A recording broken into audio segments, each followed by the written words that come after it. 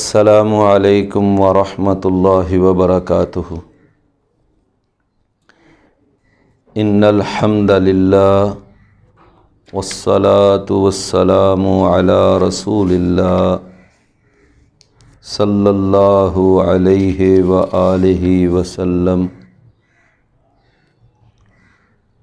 اما بعد فاعوذ باللہ السمیع العلیم من الشیطان الرجیم من ہمزہ ونفخہ ونفثہ۔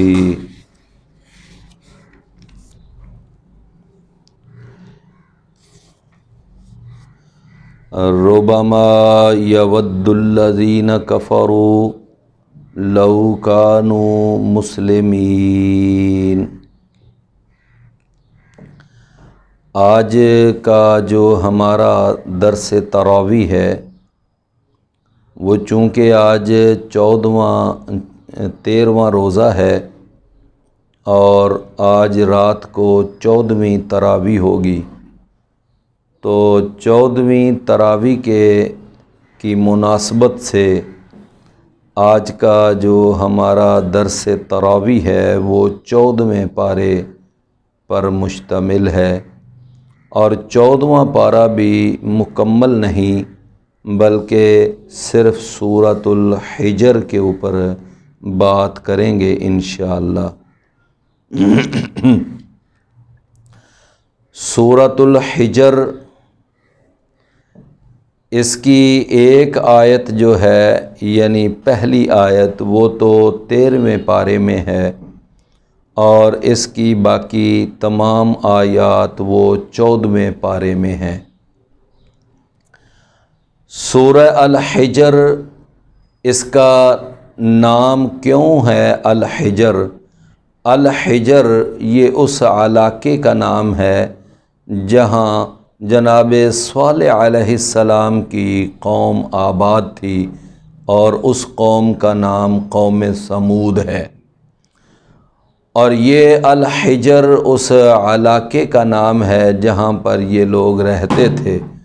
تو اس وجہ سے چونکہ اس صورت کے اندر یعنی ان کا تذکرہ ہوا ہے، اور یہ آیت نمبر 80 ہے سورہ الحجر میں کہ وَلَقَدْ كَذَّبَ أَصْحَابُ الْحِجْرِ الْمُرْسَلِينَ، یقیناً تحقیق اصحاب الحجر نے یعنی قوم سمود نے، جناب صالح علیہ السلام کی قوم نے رسولوں کو جھٹلایا۔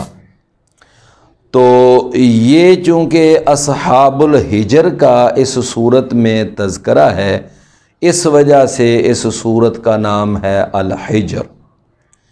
اس کی ٹوٹل 99 آیات ہیں، یعنی 1 کم 100 یہ آیات ہیں سورہ الحجر کی۔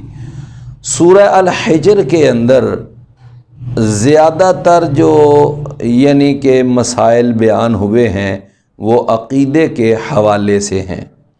اس کے اندر یعنی اللہ تعالیٰ کی قدرتوں کا تذکرہ ہے، اللہ تعالیٰ کے کمالات کا بیان ہے، اور ایک اللہ وہ ساری کائنات کا خالق مالک رازق ہے، اور وہ اکیلا ہی عبادت کے لائق ہے۔ اور اس کے اندر یعنی کہ ایمان بالرسالت اور ایمان بالآخرت، اس کا بھی تذکرہ ہے، اور جو اہم اس کے اندر تذکرہ ہوا ہے وہ مکذبین کا تذکرہ ہوا ہے کہ وہ لوگ کہ جو جھٹلانے والے ہیں اللہ تعالیٰ کو، انبیاء کو، کتابوں کو، آخرت کو، یعنی جو جھٹلاتے ہیں، زیادہ تر اللہ تعالیٰ نے ان کا تذکرہ فرمایا۔ تو سب سے بڑا جھٹلانے والا جو ہے وہ شیطان ملعون ہے، جس نے یعنی جھٹلایا تھا جناب آدم علیہ السلام کو سجدہ کرنے سے ہی انکار کر دیا تھا، اور یہ لعین جو ہے یہ سب سے بڑا جھٹلانے والا تو وہ ہے۔ اس کے علاوہ پھر جتنے کافر ہیں اور مشرک ہیں اور ملحد ہیں وہ سارے مکذبین میں ان کا شمار ہوتا ہے۔ تو گویا کہ یہ صورت جو ہے یہ زیادہ تر یہ مکذبین کے تذکرے پر مشتمل ہے۔ تو اس صورت کی چند آیات کے اوپر ہم بات کریں گے۔ اس کی آیت نمبر 9 ہے، بڑی مشہور آیت ہے۔ اللہ تعالیٰ نے ارشاد فرمایا کہ اِنَّا نَحْنُ نَزَّلْنَا الذِّكْرَ وَإِنَّا لَهُ لَحَافِظُونَ، کہ بے شک ہم ہی اس ذکر کو، اور یہاں الذکر سے مراد قرآن مجید ہے اور الذکر سے مراد احادیث رسول بھی ہیں، لیکن عام طور پر لوگ الذکر سے مراد یہاں قرآن مجید ہی لیتے ہیں، حالانکہ رسول اللہ صلی اللہ علیہ وسلم کو بھی اللہ تعالیٰ نے مذکر بنا کر بھیجا ہے، مذکر، انما انت مذکر لست علیہم بمسیطر۔ تو رسول اللہ صلی اللہ علیہ وسلم بھی یعنی تذکیر کرنے والے، نصیحت کرنے والے، لیکن زیادہ تر الذکر سے مراد قرآن مجید کو لیا جاتا ہے۔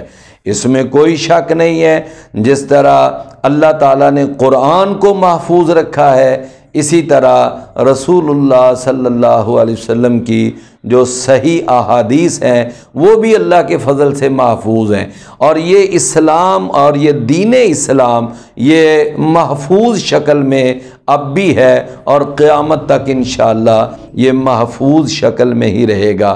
تو بہرحال زیادہ تر جو اس کا معنی وہ چونکہ قرآن مجید کیا جاتا ہے الذکر کا، تو اس حوالے سے میں آپ کے سامنے یہ بات عرض کروں گا کہ اللہ تعالیٰ نے قرآن مجید کی حفاظت کا خود ذمہ لیا ہے، اور یہ ذمہ لینے کے بعد پھر آگے کچھ اللہ نے اسباب بھی ایسے پیدا کیے کہ جس کی وجہ سے قرآن مجید کی حفاظت جو ہے وہ ہو سکے۔ ان اسباب میں سے کچھ اسباب کا میں تذکرہ کروں گا۔ مثلا ایک حفاظت قرآن کا سبب یہ ہے کہ اللہ تعالیٰ نے جو فرشتہ بھیجا جس کے ذریعے سے یہ قرآن نبی کریم صلی اللہ علیہ وسلم کے قلب اطہر پر اترا، وہ فرشتہ جناب جبرائیل ہے، اور وہ فرشتہ امانت دار ہے۔ اللہ تعالیٰ نے اس کا لقب ہی بیان کیا، روح الامین، کہ امانت دار فرشتہ۔ تو وہ خود کوئی خیانت نہیں کرتا، جو اللہ کی طرف سے پیغام ملتا ہے، جتنا پیغام ملتا ہے، بغیر کسی کمی بیشی کے، بغیر کسی ترمیم و اضافہ کے، جناب جبرائیل آ کر ہو بہو نبی کریم صلی اللہ علیہ وسلم کے دل مبارک پر اتار دیتے۔ فَإِنَّهُ نَزَّلَهُ عَلَىٰ قَلْبِكَ بِإِذْنِ اللَّهِ، تو جناب جبرائیل فرشتہ، امانت دار فرشتہ، اس کو لے کر آتا تھا۔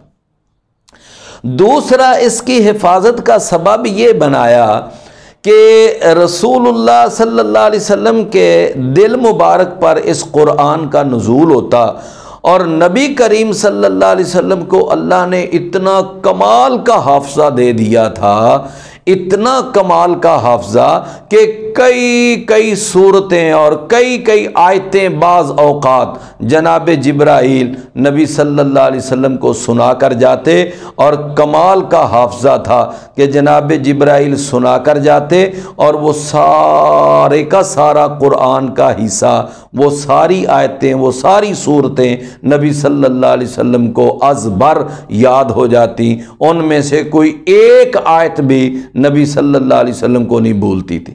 اور اللہ تعالیٰ نے قرآن مجید میں پھر اس کا تذکرہ بھی کیا، فرمایا لا تحرک بہ لسانک لتعجل بہ ان علینا جمعہ وقرآن۔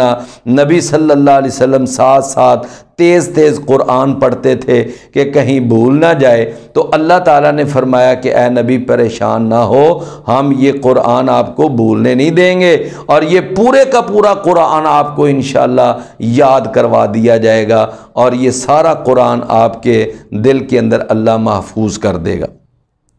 تو پہلا حفاظت کا سبب کہ لے کر آنے والا فرشتہ امانت دار، دوسرا حفاظت کا سبب کہ اللہ نے بہت زیادہ قوت حافظہ نبی کریم صلی اللہ علیہ وسلم کو عطا فرمائی، اور تیسرا حفاظت کا سبب یہ کیا کہ اللہ تعالیٰ نے صرف قرآن کے الفاظ ہی نہیں، قرآن کے معنی اور مفہوم کو بھی اللہ نے محفوظ کر دیا، اور اس کا تذکرہ اللہ نے وہ سورہ القیامہ میں کیا۔ فرمایا ثم ان علینا بیانا، اے نبی آپ کیوں پریشان ہوتے ہیں؟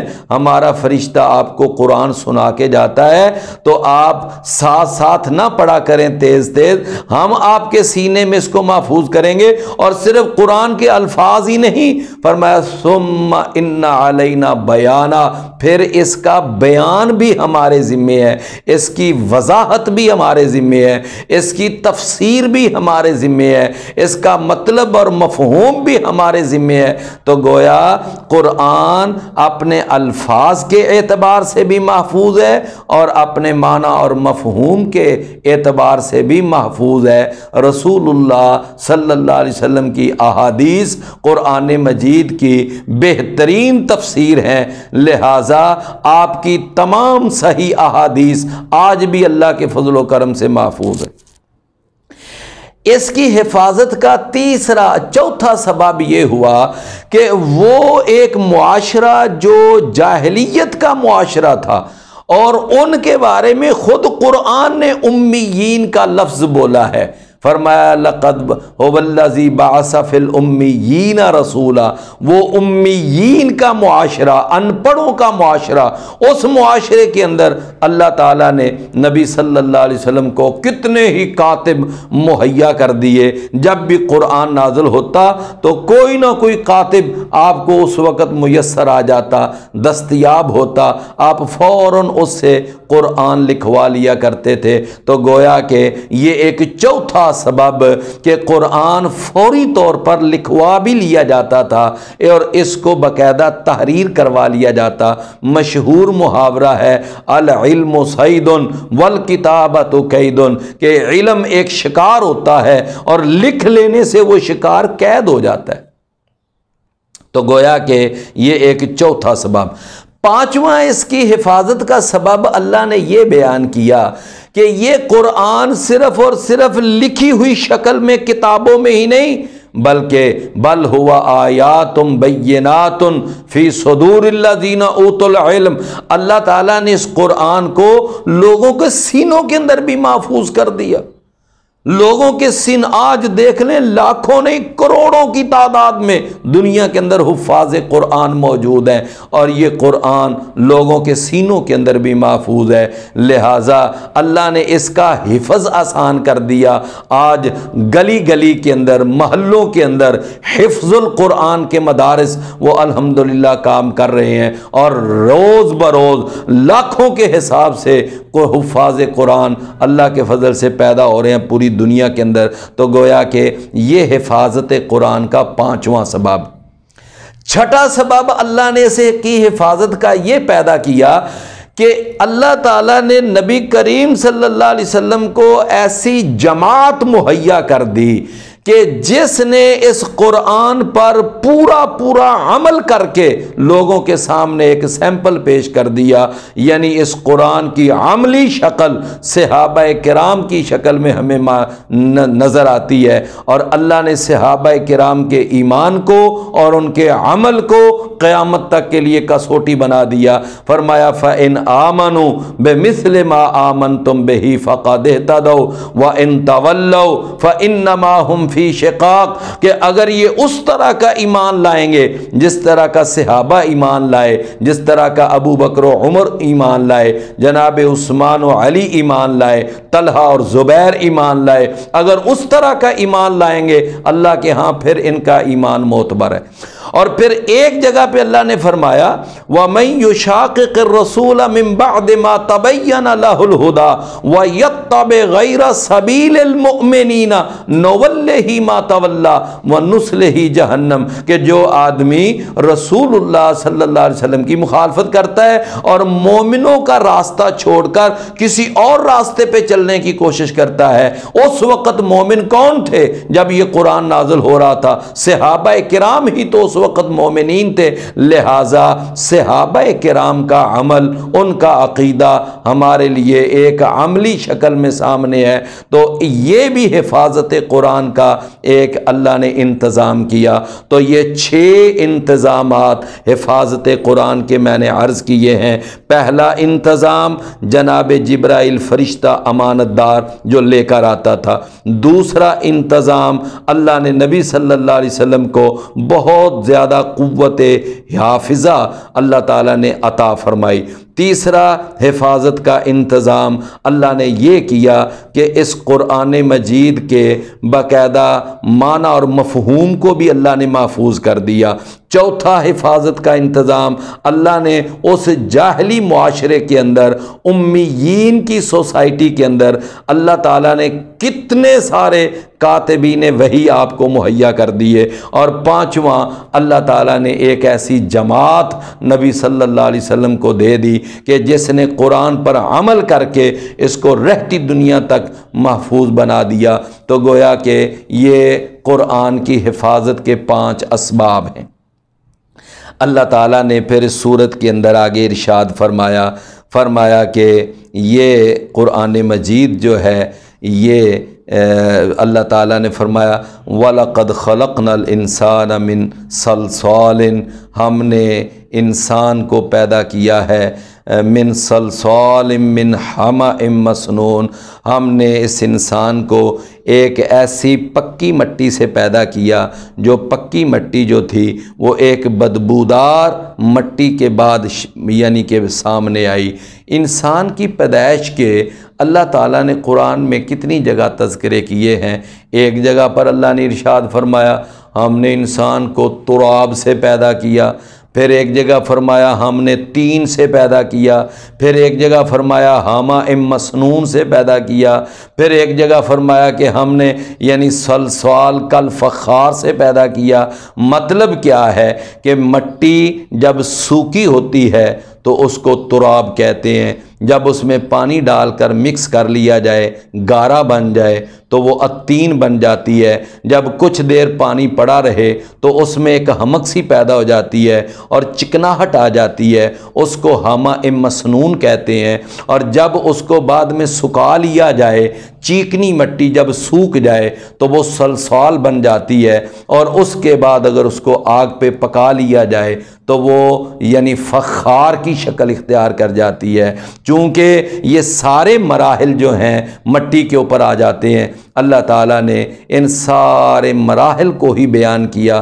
کسی جگہ کہا ہم نے تراب سے پیدا کیا، کسی جگہ کہا ہم نے طین سے پیدا کیا، کسی جگہ فرمایا حمأ مسنون سے پیدا کیا۔ تو یہاں پر اللہ نے وہی فرمایا وَلَقَدْ خَلَقْنَا الْإِنسَانَ مِنْ صَلْصَالٍ مِّنْ حَمَإٍ مسنون۔ انسان کی پیدائش جو ہے مٹی سے ہوئی ہے، اور اس لیے اس کو خاکی مخلوق کہتے ہیں، خاک مٹی کو کہتے ہیں۔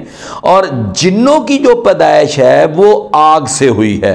اگلی ہی آیت میں فرمایا وَالْجَانَّ خَلَقْنَاهُ مِنْ قَبْلُ مِنْ نَارِ السَّمُومِ، اور ہم نے جن کو پیدا کیا اس انسان کو پیدا کرنے سے پہلے من نار السموم، گرم آگ کی لو سے ہم نے اس کو یعنی کہ جنوں کو پیدا کیا۔ تو انسان مٹی سے پیدا ہونے کی وجہ سے خاکی مخلوق کہلایا، اور یہ جو جنات ہیں یہ آگ سے پیدا ہونے کی وجہ سے یہ ناری مخلوق کہلائے، اور فرشتے جو ہیں اللہ نے ان کو نور سے پیدا کیا ہے، اس لیے وہ نوری مخلوق ہیں۔ انسان خاکی مخلوق، جنات ناری مخلوق، اور فرشتے نوری مخلوق۔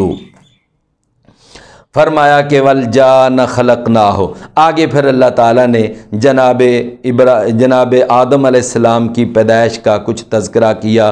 فرمایا آدم علیہ السلام کو ہم نے جب پیدا کرنا چاہا اور فرشتوں کے اندر اللہ نے اعلان کر دیا میں ایک ایسا انسان بنانے لگا ہوں، اور جب میں اس کی تخلیق مکمل کر لوں تو تم سب نے اس کو سجدہ کرنا ہے۔ تو آدم علیہ السلام کے اندر جب اللہ نے روح پھونک دی اور ان کی تخلیق مکمل ہو گئی تو اللہ تعالیٰ نے پھر یعنی چونکہ فرشتوں کو حکم دیا ہوا تھا، فرشتوں نے سجدہ کیا۔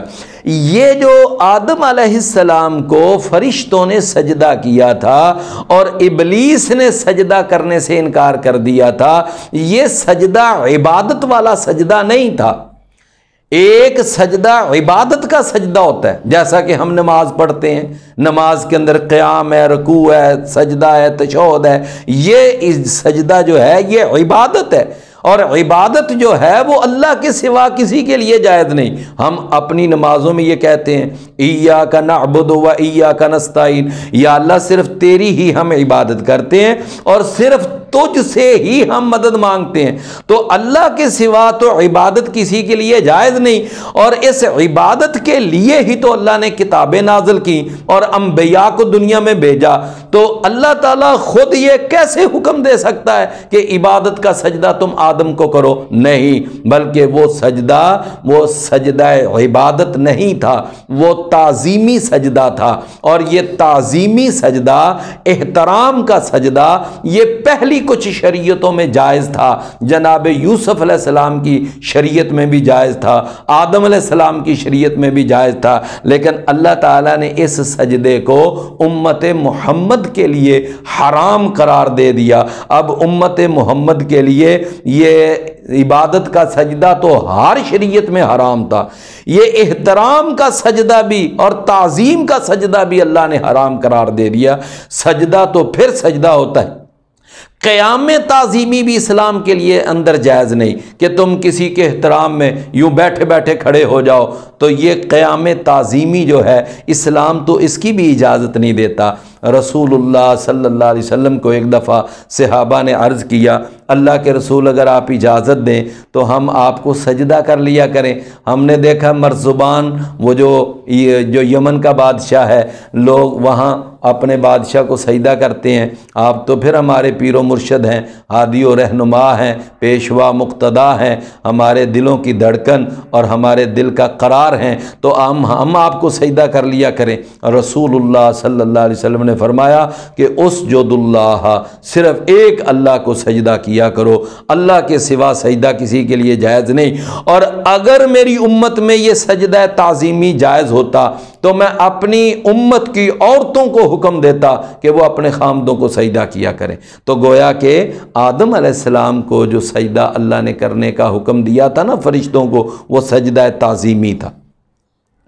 اس کے بعد آگے اللہ تعالیٰ نے سورہ الحجر، یہ آیت کا نمبر 34 ہے، فرمایا لہا سبعۃ ابواب، جہنم کے اللہ تعالیٰ نے 7 دروازے فٹ کیے ہیں، لکل باب منہم جزء مقسوم، ہر دروازے کے اللہ تعالیٰ نے ایک باقاعدہ حصہ تقسیم کیا ہوا ہے، اور جہنمیوں کو تقسیم کر کر کے ان دروازوں سے داخل کرے گا۔ تو اللہ تعالیٰ نے یہ تھوڑا سا تذکرہ جہنم کا کر کے آگے ساتھ ہی اللہ نے جنت کا تذکرہ بھی کیا۔ فرمایا ان المتقین فی جنات وعیون، پرہیزگار لوگ جو ہیں وہ جنتوں میں ہوں گے اور چشموں میں ہوں گے، اور ان کو حکم ہوگا داخل ہو جاؤ تم سلامتی کے ساتھ، امن کے اندر ہونے والے، اور ہم ان کے سینوں سے ہر قسم کی کدورت، ناراضگی، کینہ اور بغض ہم نکال لیں گے، اور جنت کے اندر تمام جنتی بھائی بھائی بن کر داخل ہوں گے۔ فرمایا اور اس کے بعد جنت میں بڑے بڑے پلنگوں پر، مسحریوں پر یہ بیٹھے ہوئے ہوں گے ایک دوسرے کے سامنے، نہ وہاں کوئی تھکاوٹ ہوگی، نہ وہاں پر کوئی پریشانی ہوگی، نہ وہاں پر ان کو نکال۔ پھر اللہ نے فرمایا اے نبی میرے ان بندوں کو یہ بتا دو، نبئ عبادی انی انا الغفور الرحیم، کہ بے شک میں بہت زیادہ بخشنے والا نہایت رحم کرنے والا ہوں، اور ساتھ دوسرا رخ بھی دکھا دیا وَأَنَّ عَذَابِي هُوَ الْعَذَابُ الْأَلِيمُ، کہ میرا عذاب بھی بڑا دردناک ہے، بڑا سخت عذاب ہے۔ لہٰذا ہر وقت اللہ کی رحمت اور اللہ کی طرف سے مغفرت کی امید بھی رکھنی چاہیے، اور ہر وقت انسان کو اللہ کے عذاب سے ڈرنا بھی چاہیے۔ یہ دونوں چیزیں ساتھ ساتھ ہونی چاہیے۔ اس کے اندر پھر آگے اللہ تعالیٰ نے آیت نمبر 51 ہے، جناب ابراہیم علیہ السلام کے پاس آنے والے ان مہمانوں کا تذکرہ کیا جو انسانی شکل میں آئے تھے، حقیقتاً فرشتے تھے۔ اصل ان کا پروگرام قوم لوط کے پاس جانا تھا اور ان کی تباہی بربادی، یہ اصل ان کا مشن تھا۔ تو جاتے جاتے وہ جناب ابراہیم علیہ السلام کے پاس سے بھی ہو کر گئے، اور انہوں نے ان کو بیٹے کی بشارت دینی تھی، اور اس وقت جو انہوں نے بشارت دی جناب اسحاق علیہ السلام کی بشارت، جو بعد میں پیدا ہوئے سیدہ سارہ کے بطن سے، تو ان مہمانوں کا بھی اللہ نے تھوڑا سا تذکرہ کیا، اور یہ تذکرہ سورہ زاریات میں بھی ہے۔ اور ابراہیم علیہ السلام کے پاس جو مہمان آئے، ابراہیم علیہ السلام فوراً اٹھے اور ایک جا کر بچڑا ذبح کیا اور اس کو روسٹ کر کے بھون کر لا کر ان کے سامنے پیش کر دیا۔ اب انہوں نے کھانے سے انکار کر دیا کہ ہم تو یہ کھانا نہیں۔ جناب ابراہیم علیہ السلام ڈرے کہ کھانا کیوں نہیں کھا رہے، کیا مسئلہ ہے؟ تو انہوں نے بتایا کہ ہم فرشتے ہیں اور ہم کھانا۔ یہاں پر دو باتیں ہمارے لیے قابل توجہ ہیں جن کا عقیدے سے تعلق ہے۔ ایک بات یہ کہ ابراہیم علیہ السلام جو سارے نبیوں رسولوں کے وہ جد الانبیاء ہیں، اور اتنی عظمت اور فضیلت اور رفعت کے مالک ہیں کہ ساری آگے نبوت کی لڑی اللہ نے ان کی نسل میں اللہ نے چلائی، اور یہ ابراہیم علیہ السلام لیکن اتنے بڑے مقام کے باوجود، خلیل اللہ ہونے کے باوجود، علم غیب ان کے پاس نہیں تھا، اور یہی وجہ ہے کہ ان کو نہیں پتا کہ میرے پاس آنے والے مہمان یہ فرشتے ہیں، انسان نہیں ہیں، اور یہی وجہ ہے کہ ان کے لیے وہ بچڑا بھون کر لائے۔ تو نبی ہو، ولی ہو، کوئی پیر ہو، پیغمبر ہو، سائیں ہو، قلندر ہو، زندہ ہو، مردہ ہو، جن ہو، فرشتہ ہو، کوئی بھی سید یا سر سید، کوئی بھی اللہ کے سوا غیب کا علم نہیں جانتا۔ غیب کا علم صرف اللہ کے پاس ہے۔ انہ لا یعلم الغیب من فی السماوات والارض الا اللہ، اللہ کے سوا غیب کا علم کسی کے پاس نہیں۔ ایک بات۔ دوسری بات یہ معلوم ہوئی کہ بعض ہمارے بھائی نبی کریم صلی اللہ علیہ وسلم کے بارے میں یہ عقیدہ رکھتے ہیں کہ آپ بشر تھے، آپ نور تھے اور بشریت کا لبادہ اوڑا ہوا تھا۔ میرے پیارے بھائیوں، ذرا بات کو سمجھنے کی کوشش کریں۔ یہ فرشتے آئے اور یہ انسانی لبادے میں آئے تھے، انہوں نے انسانوں کا لبادہ اوڑا ہوا تھا، تو اس کے باوجود ان کے سامنے کھانا رکھا گیا، فرشتوں نے کھانا کھانے سے انکار کر دیا کہ ہم اصل میں فرشتے ہیں۔ اگر نبی کریم صلی اللہ علیہ وسلم بھی اصل میں فرشتے ہوتے، نوری مخلوق ہوتے، انسانی لبادہ اوڑا ہوتا، تو نبی صلی اللہ علیہ وسلم کھانا کیوں کھاتے؟ آپ پانی کیوں پیتے؟ آپ شادیاں کیوں کرتے؟ آپ کی اولاد کیوں ہوتی؟ آپ تھکاوٹ کیوں محسوس کرتے؟ تمام انسانی عوارض اور تمام انسانی تقاضے وہ رسول اللہ صلی اللہ علیہ وسلم کو لاحق تھے۔ اس کا مطلب کہ نبی کریم صلی اللہ علیہ وسلم انسان تھے، بشر تھے، بنی نوع انسان سے تعلق رکھتے تھے، آدم ذات تھے۔ لہٰذا ان کے بارے میں یہ عقیدہ رکھنا کہ آپ نور من نور اللہ تھے اور نور مجسم تھے، یہ عقیدہ نبی کریم صلی اللہ علیہ وسلم کی اصل حیثیت کے منافی ہے، لہٰذا یہ عقیدہ نہیں رکھنا چاہیے۔ اس کے بعد آگے اللہ تعالیٰ نے ارشاد فرمایا لعمرک انہم لفی سکرتہم یعمہون، اے نبی مجھے تیری عمر کی قسم، یہ لوگ جو کافر ہیں یہ مدہوشی کے اندر سرگرداں پھر رہے ہیں۔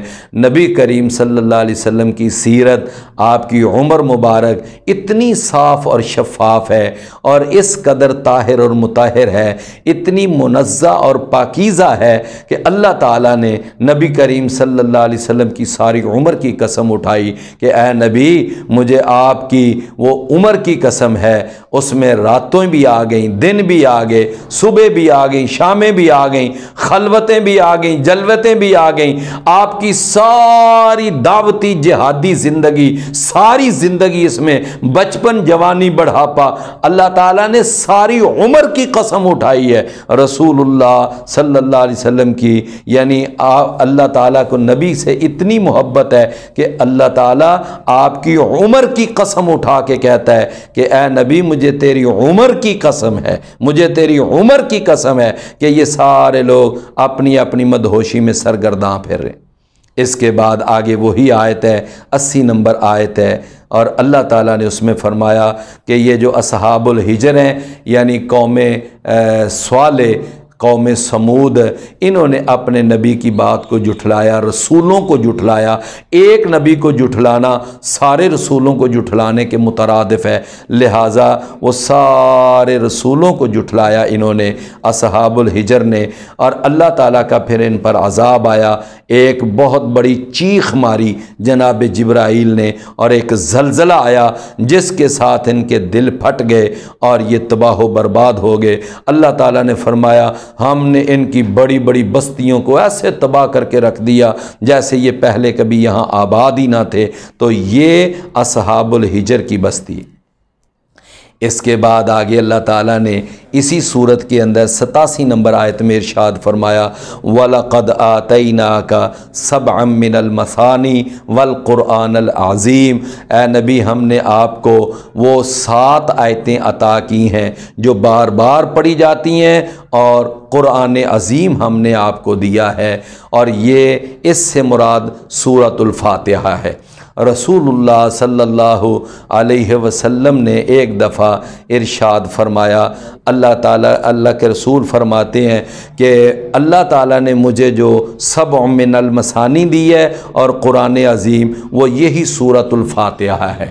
سورۃ الفاتحہ دنیا کے اندر سب سے زیادہ پڑھی جانے والی کتاب وہ قرآن مجید ہے، اور قرآن مجید کی تمام 114 صورتوں میں سے سب سے زیادہ پڑھی جانے والی صورت وہ سورۃ الفاتحہ ہے، اس لیے کہ یہ ہر نماز کی ہر رکعت میں اس کا پڑھنا لازمی اور ضروری ہے۔